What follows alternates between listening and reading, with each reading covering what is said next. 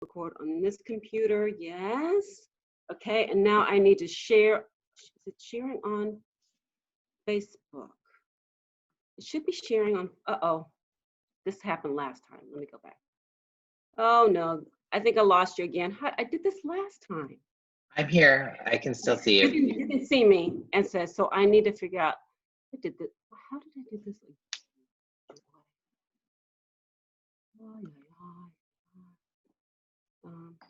Okay.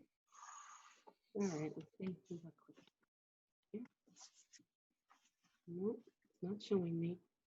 All right, let me do this. Video. Okay. Okay, no. All right, hold on. Oh, there I am. Oh, there I am. Cancel. Okay. All right. No, panels. Okay. We can start. Okay. All right. Is Onyi here yet? I don't see her. Let me see. Let's see. I think there was supposed to be. Oh, here. Okay, I'm going live on Facebook. Hold on, David. No worries. Can you see me now? Can you still see me? Yeah, I can see you. Okay. One day I'm gonna get this right and do it like right the first time. Well, unless you do it like every day, I feel like it's like one of those things I don't remember. Like it's all the little details. Look, I forgot that I had to invite you all. I'm posting one more time for people to join us. All right. Okay, so go live on Facebook. Okay. All right, so let me get back to the Zoom. Oh, Anya just texted. She says. She said she was I on. had to get off. Oh, you were? Okay, cool. You had to get off? Okay, hold on. Yeah, no, I was on with you and then, okay. I don't see you. There, now I see you. Hold on, let me find, let me get back. Let me see you, because I don't see anybody right now. Oh, here I am. Oh, no, that's another one. Okay. Let's see. All right. It's launching. I think it's sharing on Facebook now. Let's see. Hey, everybody, I'm, oh, there I am. I can see myself. Oh, no. Hold on. Okay. Is it like, oh, y'all. Oh, I am technologically challenged with Zoom. And I know I shouldn't be. It's water. Okay. Let's see. Okay, I see you on Facebook. Let's see. I deleted the Facebook app on my phone, so I don't know. I can turn it. That's, you know what? That's probably good, David. Especially recently, I'm like. I don't know why. Let's see. Let's see. Let's see. Hey everybody, it's the Joy Hour, and Joy is just trying to figure out how to get on. Actually I'm on, but I'm trying to figure out how I can. Oh, it's on. I think it says live, and I just liked it. Live. It says 2 minutes ago. So, and it says watch an app, which I don't have the app, so I can't watch it in the app. All right. Well, hold on. I can't see because I can't see you all. So. Oh. I can't see Anya. I can only see you. You can't see me. I see all of you. I see both of you. You do? Let me try my gallery view different. Let's see. Oh, there I go. Now I can see all three. Okay. So that was on me. I can't see. Hold on. Do you have the little thing up at the on the right hand corner, and it has like a -2, like a double minus, and then it almost looks like equal sign? Oh, minus and equal sign. It's like a little file, like right in your upper. Well, for me, it's my upper right hand corner, and then it should like expand. It says like hide thumbnail view if you hover over it. show active Corner, and it has speaker like a video. minus two, like a double minus, and then an upper, well, for me, Oh. it's my upper right-hand corner. Hold on, let's see. And show, like, That's not it. says, like, I did this last time. I don't know what happened. Okay. All right, hold on. Let's see. All right, Joy. All right, everybody. I'm with Onyi Brown and David Peck, and I can't see anybody, but they can see me. Let's see. Screen share only? No, not screen share. That's not what I wanted to do.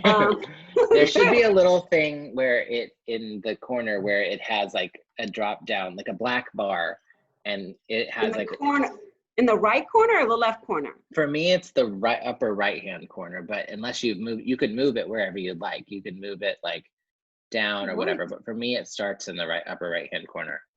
Oh, I see people logging on.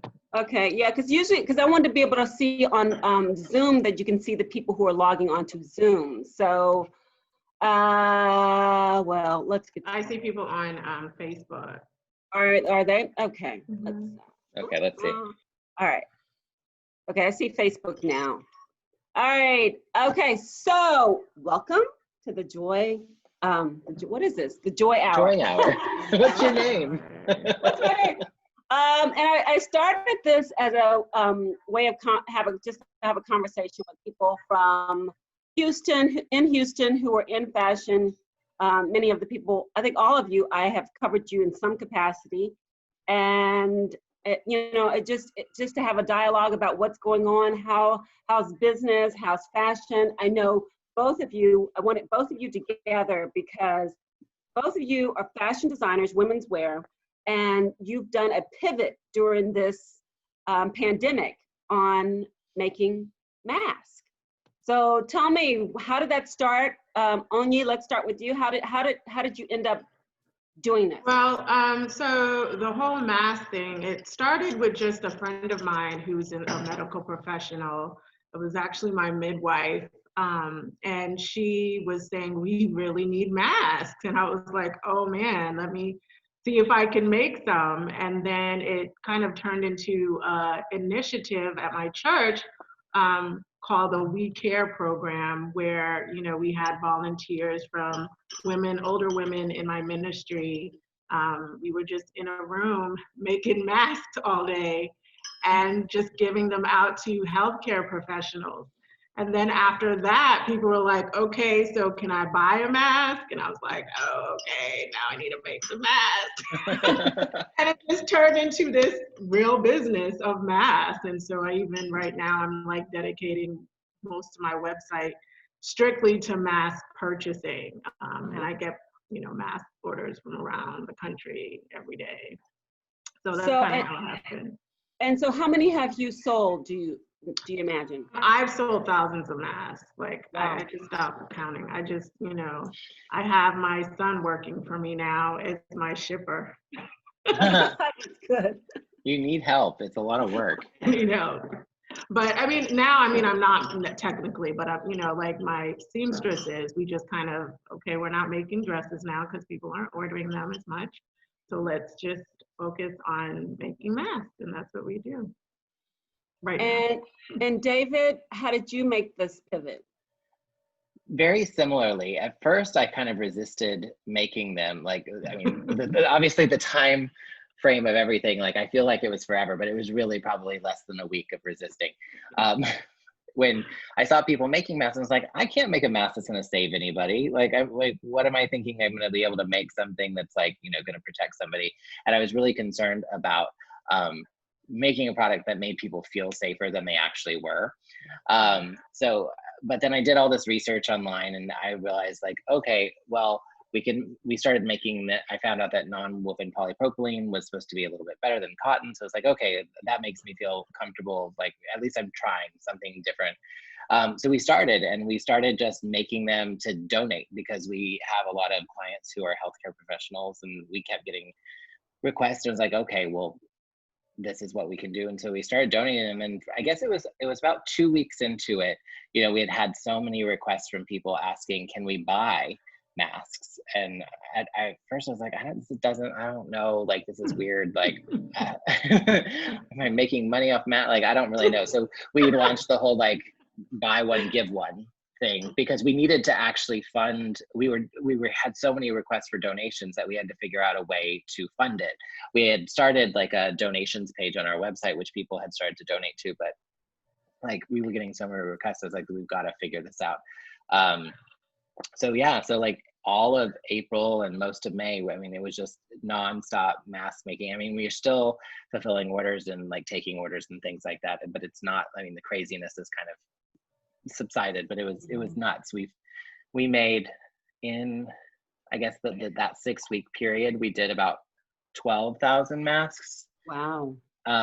We had and donated about a little over 9,000 of them. I mean, we probably made more like 13 if I'm really counting of what we sold, because we actually launched another collection of eye doctor masks, because we have several clients who are eye doctors, and they're like, can you do some that are like fun and have like eyeballs and prints and stuff? And so we did that, and now we're launching surgical caps that match the masks so that they can do procedures, because they all have like all this gear, and it's easier if their hair is out of the way. So now we're making surgical caps that match the mask that we already made.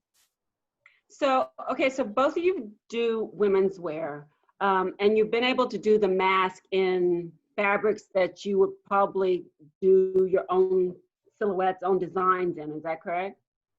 And so kind of, sort of? Well, for us, the interior of all of our masks are this non-woven polypropylene. So we had to source that and figure that out. You actually can get it at Home Depot. But they're covered in cotton, and a lot of them were cottons that we had. And then we ended up selling so many, I had to like figure out how to order cotton. And obviously at that time, shipping was a huge nightmare, because trying to get anything in any reasonable amount of time was nuts. But so is it the same feeling of creating a dress as it creating a mask? Oh, absolutely not. My whole Absolutely team is not. over it. They're like, can we not make these? Like, we're done. Yeah, yeah. Well, for me, it was a lot of, past collections that I just couldn't let go of the fabric. And so it was just accumulating in this space. And so it was nice to be able to kind of recycle and reuse those, because I have 100% cotton, and then we do, make room for the inserts. So that was really great to be able to kind of reuse what, how many years I've been in 2013 that I wasn't able to let go, and so being able to reuse those was very helpful.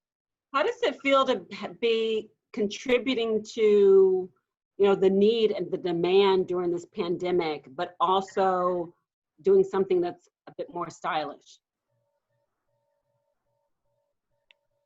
I don't know. I don't know. Well, or did you just go in production mode and you're like, you didn't even think about it? I didn't really think about making it stylish at first. It really started from a place of like, how can we make the safest mask? At least for us, it was like, how do I make the safest mask possible? So it was really started from a utilitarian point of view. And then now we're having fun with it. So like, we've made all these tops for summer that are cotton, and we've made masks that match them. So like, we've tried to have fun with it and like, infuse a little bit of, fashion into it. But I think when it first started, it really was utilitarian. And then it was like, okay, people were asking for different types of prints. Like, people wanted camouflage, or they wanted, flowers, or they wanted whatever. And it's like, how do I source these things? But it really was, for at least for us, like production, like how do I source the materials that I can actually get shipped here in a reasonable amount of time? Because like a lot, New York and LA, where most of our suppliers come from, they were shut down. Sure. So trying to, especially New York, they just now started to open up, and we can get some stuff shipped, but like in LA opened much sooner. But luckily we have a couple of suppliers who I could just text and say, hey, do you have anything you could ship me? And they're smaller businesses, so they could kind of like put stuff together and ship them to me. So Anya, what was it like, going into this pandemic, and were you concerned about your business? What were your thoughts? Yeah, because a lot of the orders were canceled. A lot of things that had to be shipped out for spring, everything was on hold, or people's businesses weren't open. So we can't fulfill those orders. And then, you know, this year I actually accepted making prom dresses and custom dresses for, you know, young women. And so those were all gone. But it was just, it was like the timing of it, like David said, like I really did not want to make masks. It wasn't something that I wanted to do for my business. But it turned out to be a really blessing for me as far as sustaining my business right now. And then it, you know, it's just also the social aspect of it, the community aspect of it. That's where the energy really came from. And it was really awesome to be a part of that and participate in that as a community. And so for me, my masks are like more of a fashion statement. Like, what am I going to match it with this? Or, you know, like I wore a mask today to match my earrings, you know, when I went out to lunch. So, you know, it's like that fun aspect I enjoy. I do get my, a lot of my fabric from like London and stuff. So what's crazy is I'm able to get it quicker than I'm, you know, than if it's in the States, you know. Wow. So I Really? can get it like within 2 days versus Really? if I'm trying to get it from, like David said, like LA or New York. I don't even try, you know. So What is Yeah. the holdup? I mean, it just seems like coming internationally from London would be a lot. no, I mean, like DHL, you know, they're still doing It's trade, you know, it's very fast. You know, FedEx International is incredibly fast. And so, you know, so I didn't have those type of hiccups when it came. Yeah. But when it came to like things like elastic and things, I was just like, I'm not even gonna try. Oh, that was a think nightmare. The elastic issue was like for a while. I was like, what are we gonna do? Like it was. Yeah, everybody was looking for elastic, right? Everyone. Yeah. I mean, you can even get black canvas, so I couldn't even offer like black masks. Oh, I know people were asking, can I just have a black mask? And I was like, I was like, what? Where am I gonna get that from? yeah, sure, when I can find the fabric. All right, David. I did end up going one day to Walmart and just cutting up some jeans. Did you really? That's good. That's hilarious. That's called creativity. Bought a whole bunch. I was like, okay, they're asking for black. That's so funny. That is funny. David, okay, tell me about your business. So when the pandemic hit, what were you doing and what were you thinking and what, you know? We were having a great year so far. And so I was, you know, we've really focused in the past couple of years on custom. You know, you can still shop on in our boutique and you can shop online, but we focused so much on custom, and there's so many weddings and events in Houston. So when this was all coming together, I was like, oh, we were actually we were preparing for Opera Ball because we were dressing the chair and also the chair of the Symphony Ball. And obviously both of those events got canceled. So like all the stuff that we were working on, like for big events, kind of got put on hold until next year, I guess. So who knows when everything's gonna actually come back. But so it really was an interesting thing. But I think I didn't start the mask thing with the idea of like, oh shoot, I've got to make money. It was really like, okay, there seems to be a genuine need, and we're not going to be bored at home. If I'm going to pay my employees and we're going to, you know, be just riding this out, we might as well do some good. So it really did come from a place of like wanting to try to help, even though I couldn't see how we were helping at the very beginning. But I'm so thankful for it, because if we didn't have that and if we didn't make that shift, I mean, it would have been bad. It would have been hard. It would have been really bad to go through that month, because, you know, we didn't sell clothes. I mean, like people were not like in the headspace, even if they wanted, they were not wanting clothes. And even just like I was alone basically for most of that month in the studio with the cutter. So I was like keeping everything organized, and then we just had a cutter who was cutting everything. And then we were giving everything to seamstresses to sew at home, trying to keep everybody as socially distant as possible. So like, even if we, you know, you couldn't have people coming in and shopping, or, you know, like even getting product up online or any of that stuff, it would have been so difficult. But the masks really, for many reasons, were a lifesaver for us. And you know, that's what I've heard from a number of other designers, that they've said the same thing.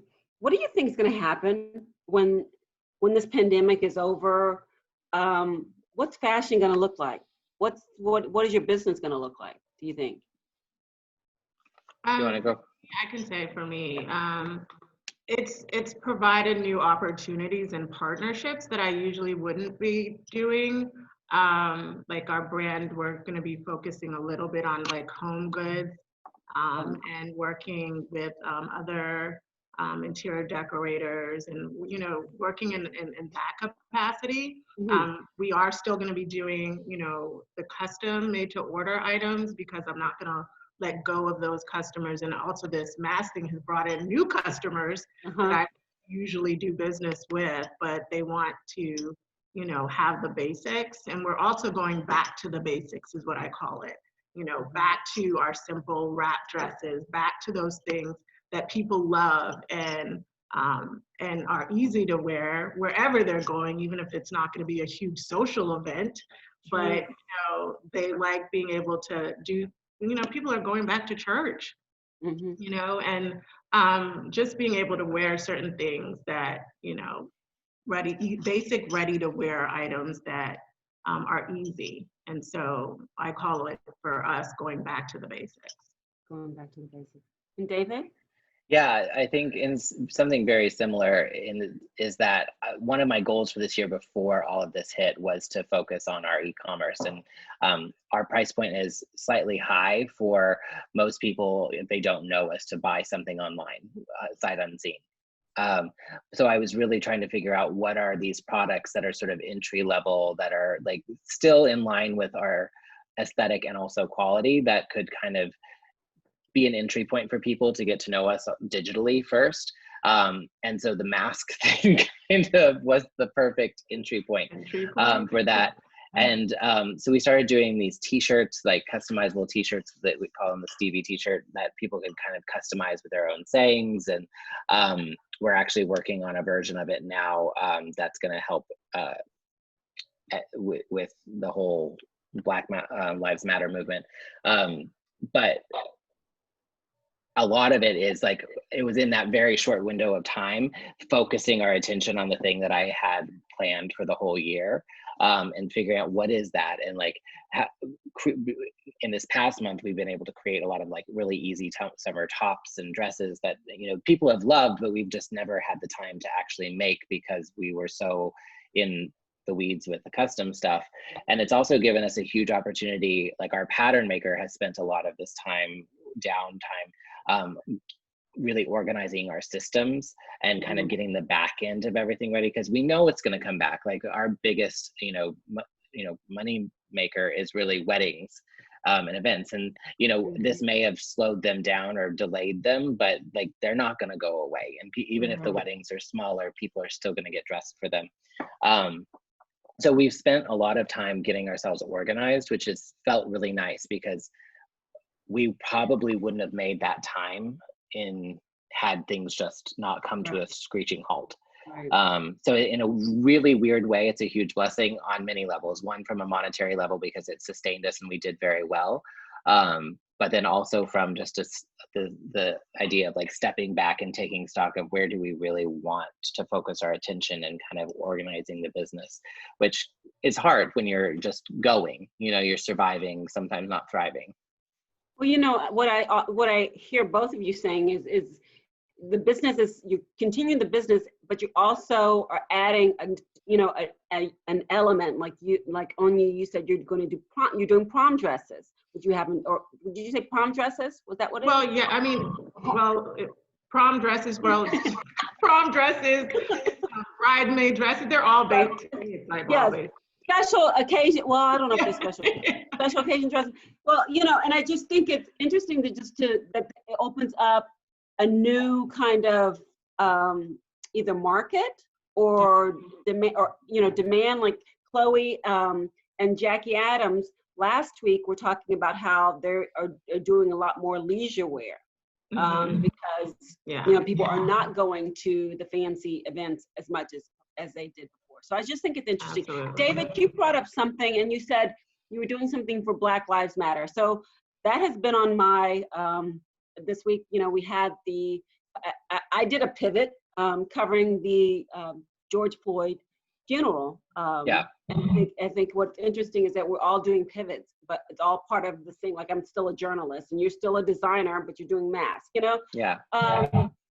And I see a lot of fashion brands that are on the Black bandwagon saying, you know, they're going to do this, they're going to do that, they're going to do, you know, all this kind of stuff. And, you know, for me, I've been doing this for, good Lord, 17 years. It's like, I can't believe it.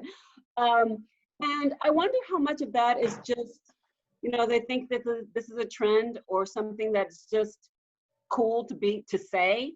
Yeah. But how much part of it is their whole belief system. And I wonder what your thoughts on just seeing the dynamic of what's happening and seeing it in fashion. Anna Wintour is now apologizing for not being inclusive with Black models and such in Vogue, which I think it's way too late for that, but whatever. Yeah. So, We'll see if it sticks. Yeah. What are your thoughts? Well, I've unfollowed a lot of people this week. I have too. There have been, I don't know. I think I've always tried to make an effort to be inclusive in my point of view, but I think the thing it has taught me is that I can always do more. And because sometimes we get lazy and we don't seek out things that are different. And I mean, just with the way algorithms are structured, you start to see people who look like you. You know, that's just kind of the way Instagram's not interested in necessarily like, here's a whole diverse group of people that you should like. It's usually like everybody looks the same. And so it's very easy for your feed to become one note. So I think this week for me was just a reminder is like, am I actively seeking out people who are different and people of color who I hadn't looked for before? And like, you know, you start going down these rabbit and you realize like there's a whole world out there that I didn't know existed. And there's also people that I follow that I'm extremely disappointed in. And now I need to like, you know, unfollow them and that's fine and move on. I do think that a lot of brands are going to see this as a trend on which to be capitalized. And I think that's wrong on, I mean, it's not a trend. It's people's lives and it's systematic oppression that's been going on for centuries. That's not a trend. I mean, it's definitely not a fast fashion trend, if anything. So for us, like it's like with everything, I want to be meaningful and I want to be able to do something in a way that I know that is sustainable and is not just hopping on a bandwagon. And one of the reasons I haven't launched the product yet was one, I wanted to take this week and just be quiet. We refrained from posting any of our own social stuff last week at all. And we just tried to amplify Black voices.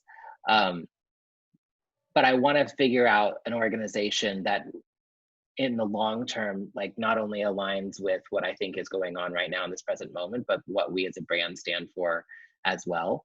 And make a meaning with all of our relationships with nonprofits and organizations. We're in it for the long haul. And I think that's why we've just had so much success with, especially the performing arts in Houston is like, it's not a flash in the pan thing for us. And so I really want to find that perfect partner where hopefully what we're doing is helping them do what they do over an extended period of time, not just for a week or two where we get a lot of sales because everyone's on this hashtag. Hey, Anya, what are your thoughts?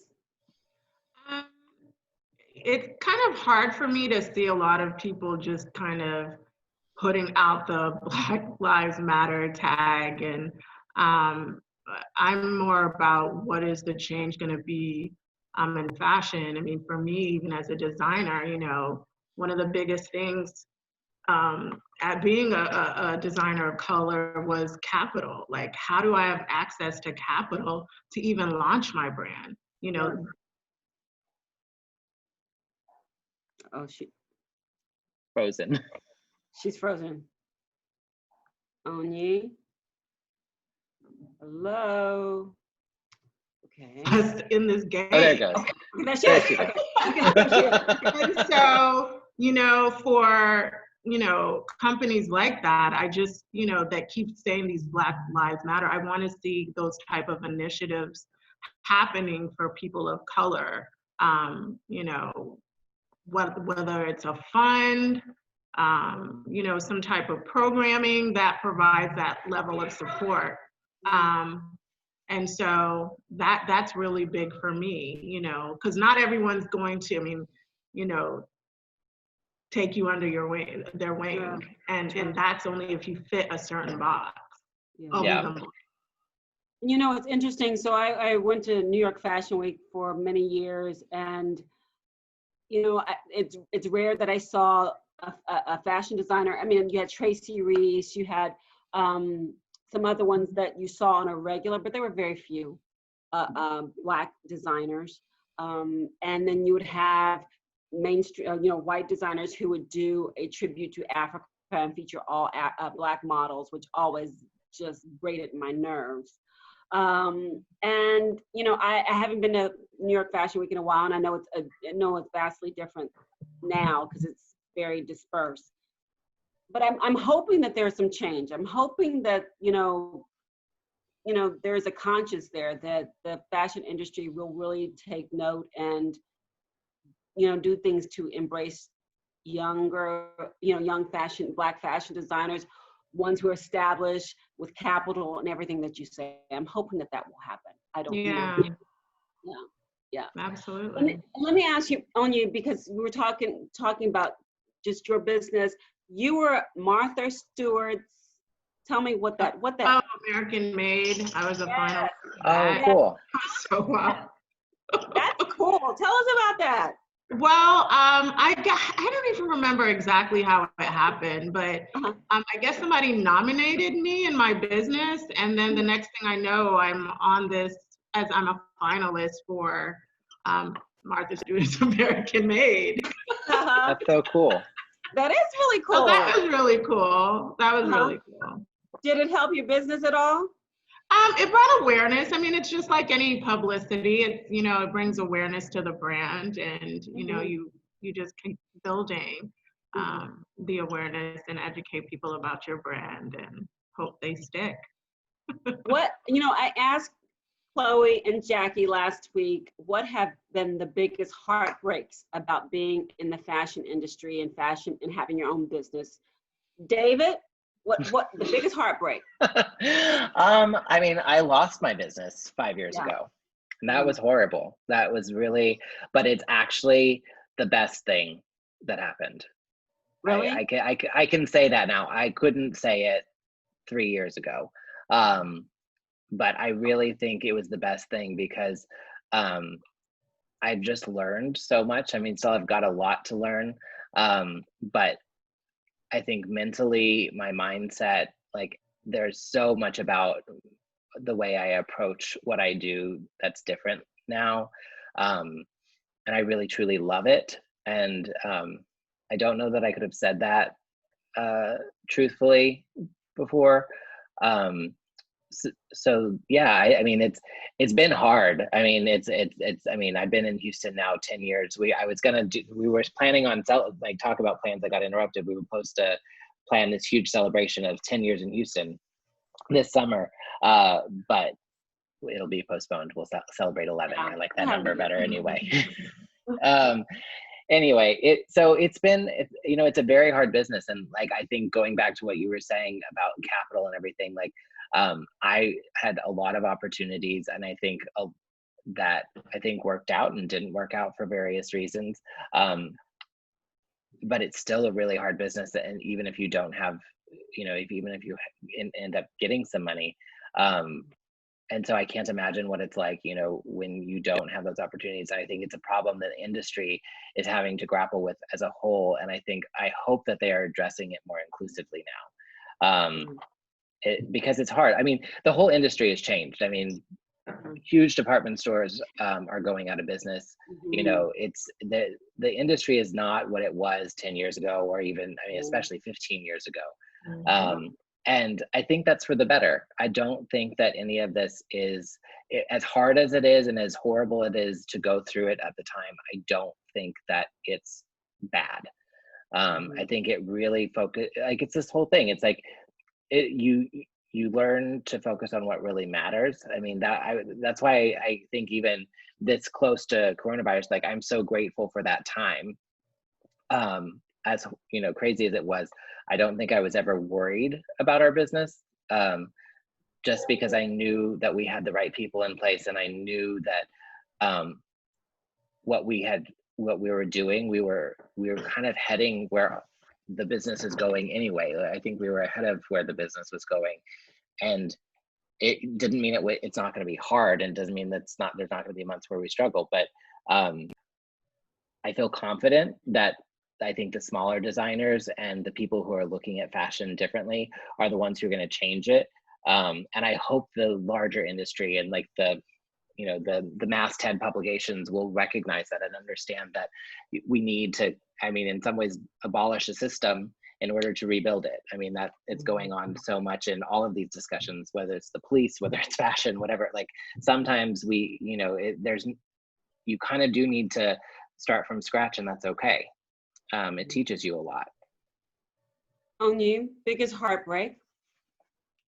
I would have to say my biggest heartbreak was Harvey. That was really hard for me because I was getting good accounts. I had a lot of great things happening prior to Harvey. And then my studio all flooded and I had to start from scratch. But I mean, kind of like what David said is, those things really force you to stop and reevaluate and redirect. And so I had the opportunity to be mentored by some great people when I did that FIT program on entrepreneurship, which was right after Harvey. And it allowed me to really evaluate my business, decide where I wanted to go, really work with my price points, focus on my customers, working on more of direct consumer versus wholesale. Similar, just not doing it like they've done it in the past. But just like David said, it's like the system is completely broken, and it's broken for someone like me who didn't have that fashion background, who didn't go to fashion school, but had to kind of figure it out. And so I'm very grateful. I'm even grateful for this time because, it allows me to also work on other businesses that's tied into fashion as well, where we're seeing new trends coming up. And so I'm happy to have had the opportunity to kind of step back and breathe. It's hard to keep up with season after season after season. You don't sleep, you don't even spend time with your family. You're present, but you're not present, So I'm very grateful for that time to be able to do that. I mean, I'm grateful for my home. I've been able to, just step back and bring my creativity even home, which I wasn't even able to do before. And I'm excited about a new collection. And it's been a while since I've been able to be excited about creating something new. Because you're just in that whole rat race. I'm looking forward to 2021.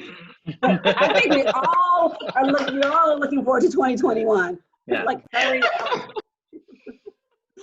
All right, but there's just been a lot of learning. You mentioned something. You said, I don't have a fashion background. Now, tell me a little bit in a nutshell your background, because was it rocket science? What I can't remember. I was in robotic engineer and then into marketing. Logical transition. I get it. Exactly. I see your career trajectory. It makes total sense. And David, were you fashion? Weren't you musical? I was a cellist. Yeah, I have a degree. Wow. I have a degree in classical cello.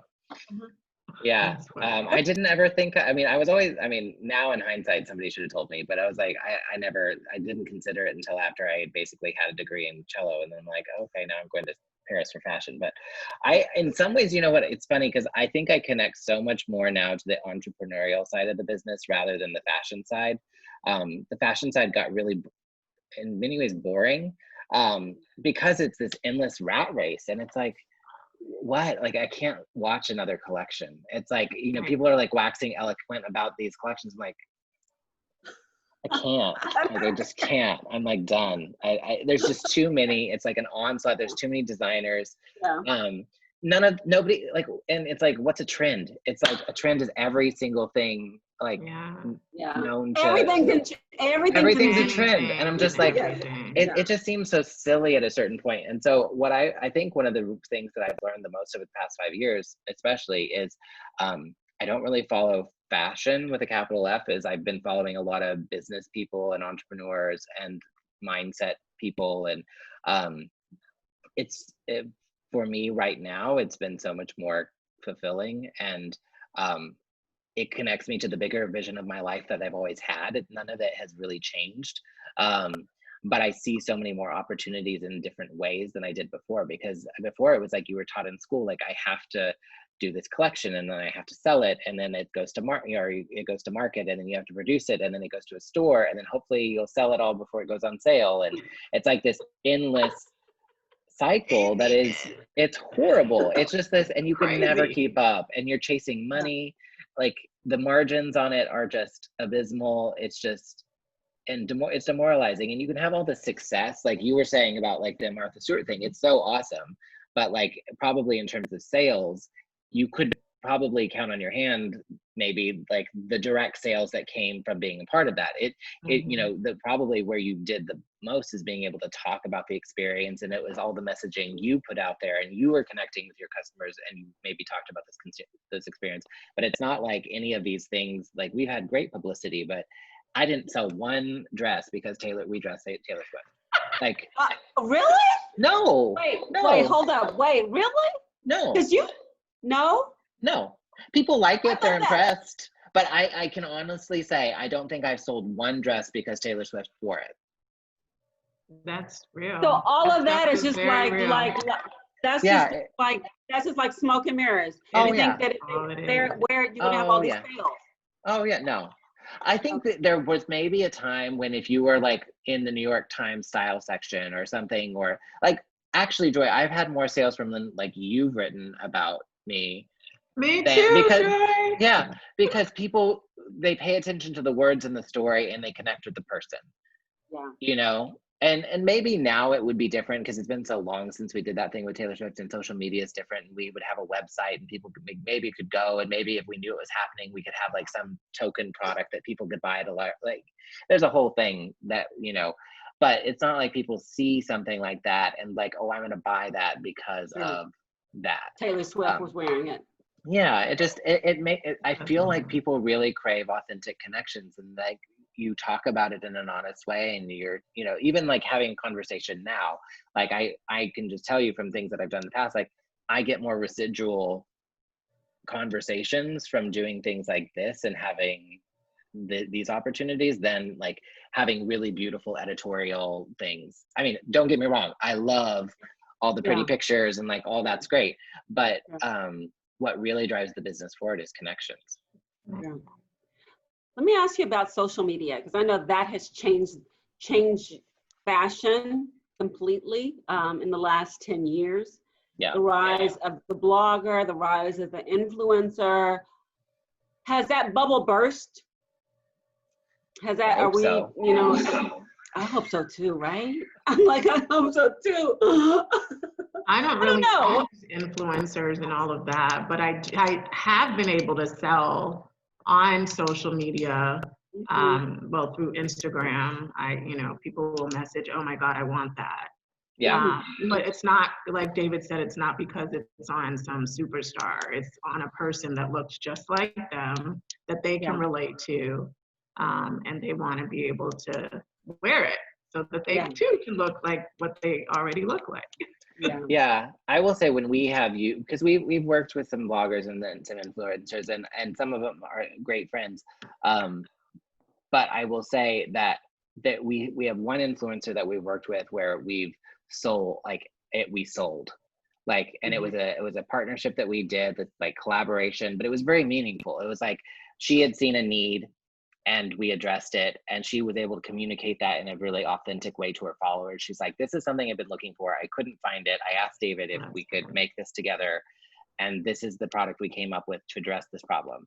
I think you'll love it. And it was very simple, but it wasn't like some like big, like, oh, I'm in, the Amalfi Coast and taking this picture, and everyone loves this dress, so I'm selling 500 of them. It wasn't that. So when you have those real, like somebody who's curated, and she doesn't even have the largest audience of like all the influencers that I know, but she has a really loyal and engaged audience.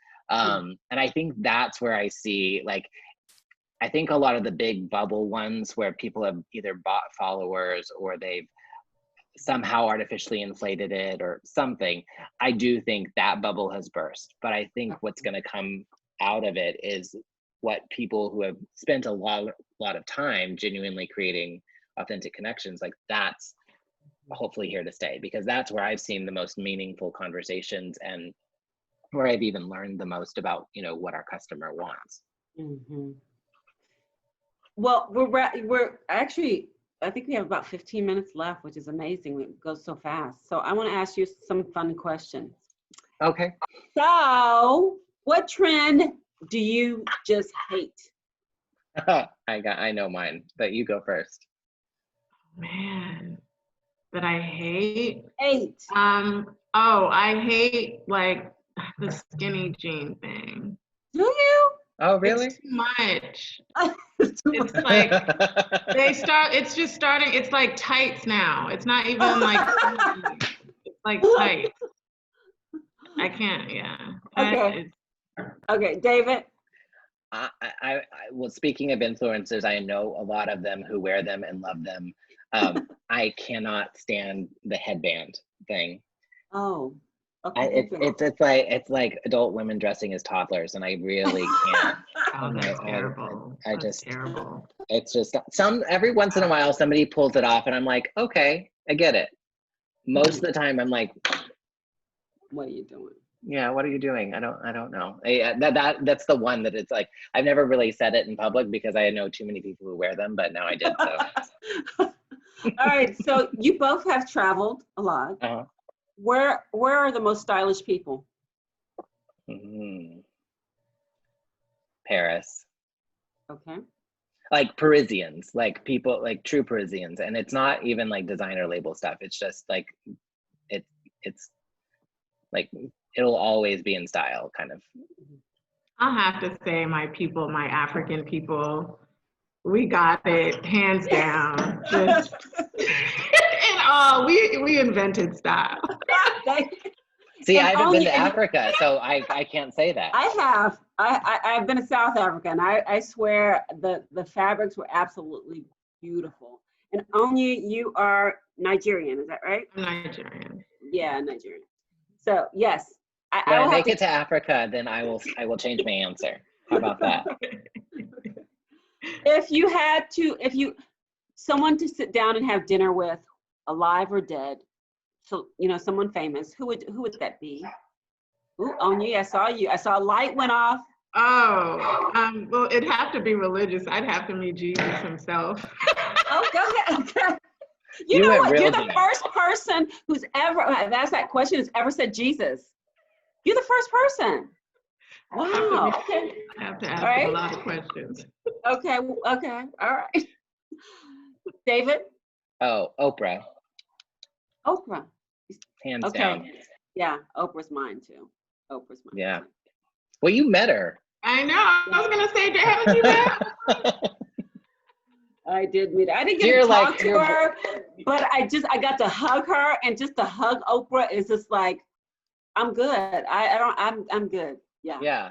You got an impartation. Yeah. She was just like, you just feel the Oprah, just the Oprah-ness, when you hug her. So. Yeah.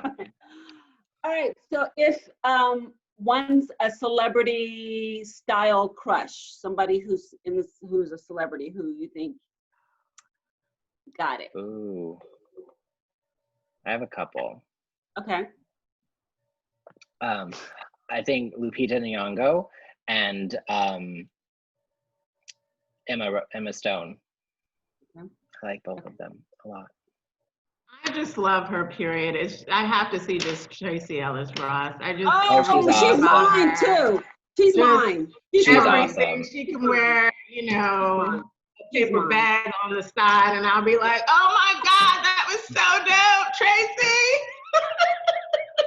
She really can wear the weirdest stuff and make it look so Yeah, good. she sure can. And you know who I like, who I think is not as celebrated as much as Solange. I think Solange Oh, does. She has yes. amazing I love style. her. Yeah, she she has does some great style. really Her incredible- wedding thing on the bike with the cape and the Oh, the Yeah. white Yeah. jumpsuit? Yeah. Yes. yeah. No one will ever forget that. Favorite We fashion movie or movie that had the best fashion in it for you? oh Oh. I'll tell you mine. yeah. No, not yet. Oh, okay. Go. Okay. The girls in New York. What's Sex in the City. Sex in the City. Sex in the City. Movie when they went to Okay. Dubai. And The all of first that. one or the That second was- one? Second one when they were in second. Dubai. Okay. Yeah, that was a killer. Okay. And then of course The Devil Loves Prada. That's just classic, and I don't know. It just opened my. Call me corny, but. Well, I have to say mine is Thomas Crown Affair. Oh, it's which one? The Oh. original or the Rene The Russo? remake, the one The with remake. Pierce Rene. Brosnan. Yeah. And Rene Russo. That dress she wears on the stairs. Oh my God. Oh, Oh, and it was good. who designed it? It was Michael Kors, I think. Michael Kors. Yeah. I loved everything she wore in that movie. Everything. That was so good. Oh, now I'm thinking about all these ones that I haven't thought about. And Goodness. I will have to say, it's more costume, but Black Panther. Oh, that was awesome. Yeah, that was good too. Yeah. That was definitely costume, but Right. beautiful. There's so many different genres, so I feel like it's hard to pick. That's very difficult. Yeah. That was a difficult. Because I one. remember I think similar to Thomas Crown Affair, Great Expectations came out in 97 or something with Gwyneth Paltrow and Ethan Hawke, and Donna Karan did the costumes, and it was all green. And everything was simple. It was just so 90s chic and cool. Mhm. I remember that was the first time in a movie where I was like a modern day movie where I had noticed the costumes. But recently I feel like that so many of these period dramas have done such a really amazing job of upping the fact Black Panther I think is just awesome in terms of a superhero. Absolutely. I thought that was the world building was beyond. But recently I watched Emma and Little Women. It's so beautiful, and they create this have you seen Emma with the new one that just was released? But it's almost like Wes Anderson meets Jane Austen. It was so going into a pastry shop and everything was pastels and pinks and cool, and Little Women, it was the feminist version of Little Women. It's funny because Amber Elliott watched it and she was like, I was so looking forward to it and I hated it. And I was like, I loved it. I'm sorry. Yeah, I've never seen it, so You haven't seen it? It was a book I grew up with, and I watched every version growing up. So the costumes, I feel costume designers, that's one thing I would love to do. I would just love to. So that opens the question: what do you want to do that you haven't done already in fashion? Onyi? I'm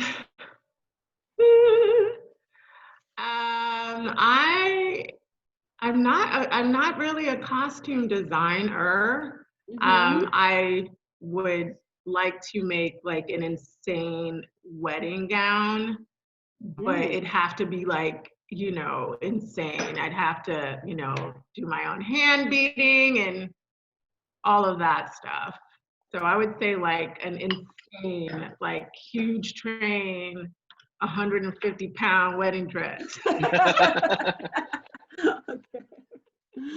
And David, what would you want to do? I would want to do costume design for a feature film. Okay. Yeah. Now you Yeah. both are parents and you have children. Mhm. So what do they think about your fashion and your career and your business and everything? Well, I mean, yours are young, David. Onyi, yours, you have 3.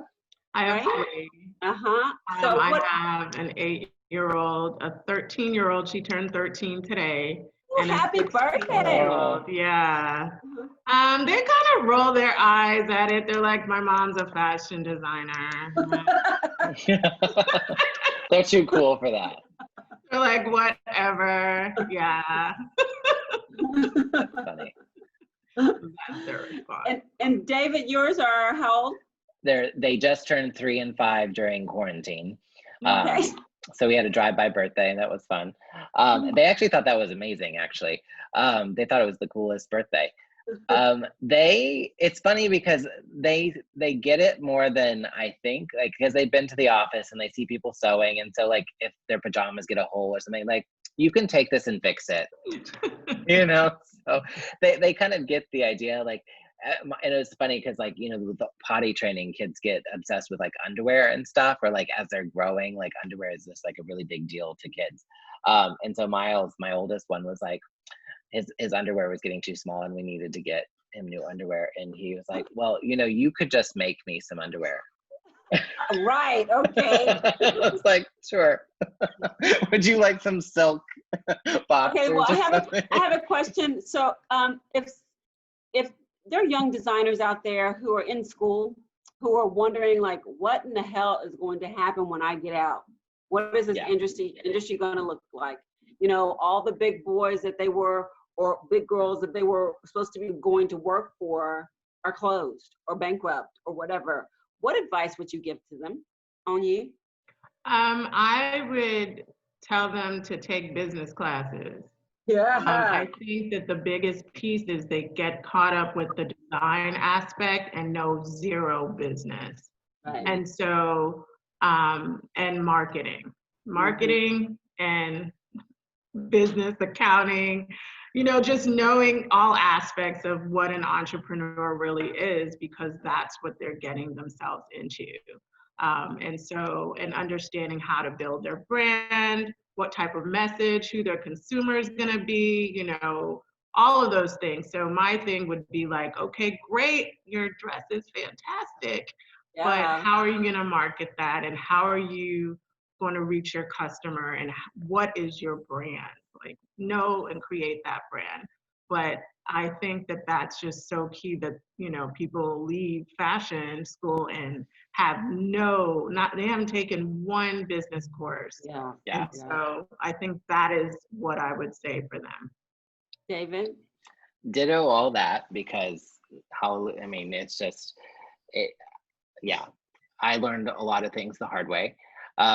And I would say a lot of it is, I think they really need to, I think educators need to do a better job of this, but burst the bubble that the fashion industry is what it's always been.